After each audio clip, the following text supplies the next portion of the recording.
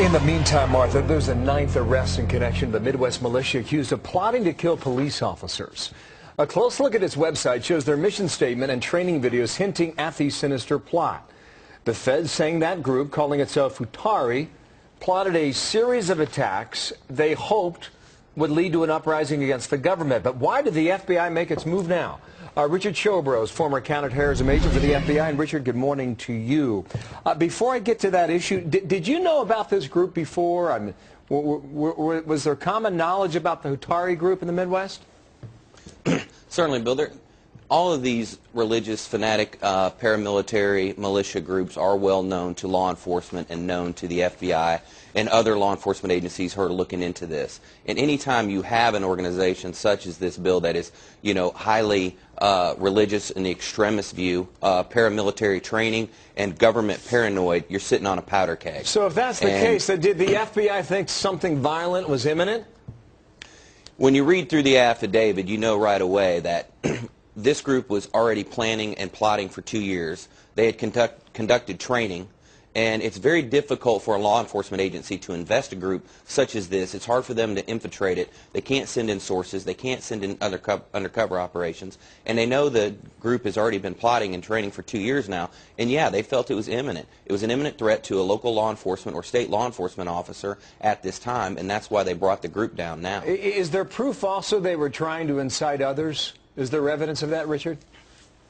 Definitely, and in the email trafficking, and even on their website postings, they're reaching out to other militia groups. They're also driving to meet with other militia groups and train with other militia groups in other parts of the country. A lot of these groups do stay together as far as communication and training wise because they feel like as a whole they're a better trained unit. However, some are not quite as paranoid and others aren't quite as religious as others. They're all anti-government. However, some of them have different views.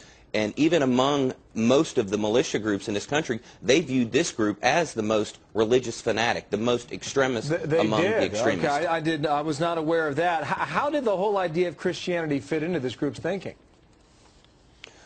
I think what you have here, Bill, is one or two group leaders who are trying to gather a group amongst themselves and base it upon religious values, that that this is a religious war, and when you incite people with religious beliefs, and people are willing to die for those religious beliefs, that's very hard to combat.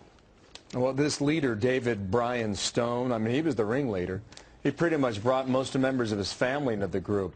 And there's a woman apparently who knows him. She was quoted as saying he makes it sound like he's out to promote Christianity, but he's not in it for Christ. He's in it to make a name for himself. You find that often?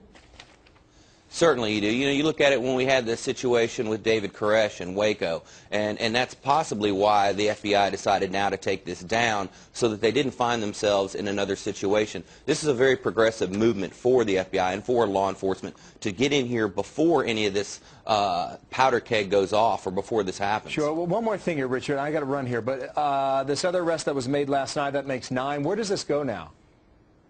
I think right now what you're going to see unfold is all of the co-conspirators are going to start talking. They're going to start playing people out now, going further and seeing who they might have been cooperating with in other militia movements and other groups to try to rope them into it. Would you expect more arrests, or do you think 9's the end of this? I think it's inevitable that you're going to see more arrests from this. They were acquiring their bomb-making materials from somebody, so somebody had to be assisting them outside of this group. Richard, thank you for coming in today. Richard Chobros, my guest from Washington, former FBI. Thank you. Martha.